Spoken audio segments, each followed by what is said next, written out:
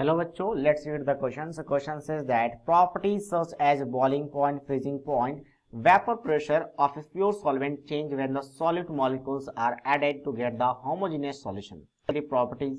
Application of the colloidal properties are useful in the day-to-day life. One of its example useful for the ethylene glycol and water mixture as an anti-freezing liquid as a radiator of a automobiles.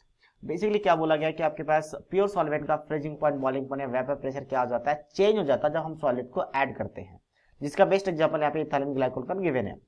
आगे कहा गया कि a solution of M is prepared with the mixture of ethanol and water, the mole fraction of ethanol is given at 0.9, यानी ethanol water का आपके पास mixture बनाया गया है, यानी कि आपके सॉल्यूशन बनाया गया जिसका मोल फ्रैक्शन इथेनॉल का गिवन है 0.9, तो वाटर का 0.1 आ जाएगा।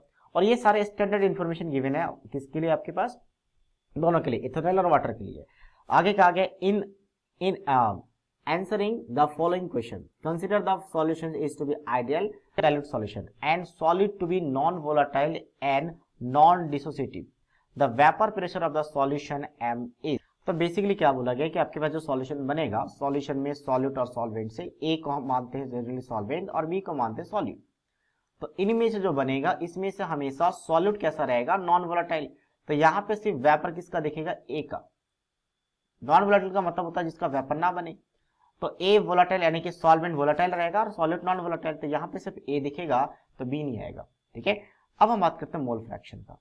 मोल फ्रैक्शन एक का गिवन है 0.9 किसका, इथेनॉल का, और बी का गिवन इथेनॉल का 0.9 है, तो दूसरे वाटर का कितना आ जाएगा 0.1।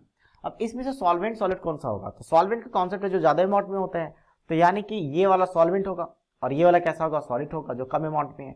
तो ये कौन सा, इथेनॉल, तो इथेनॉल इस केस में क्या बन चुका है, सॉल्वेंट, और वाटर कैसा, सॉल्यूट है।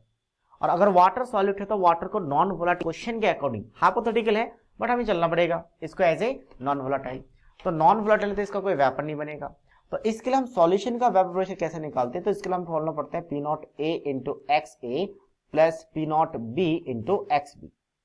और यहां पे बोला गया कि आपका सॉल्यूट नॉन वोलेटाइल है, तो नॉन वोलेटाइल के केस में सॉल्यूट का पार्शियल प्रेशर 0 हो जाता है, ये 0, तो सेकंड वाला टर्म खत्म हो गया।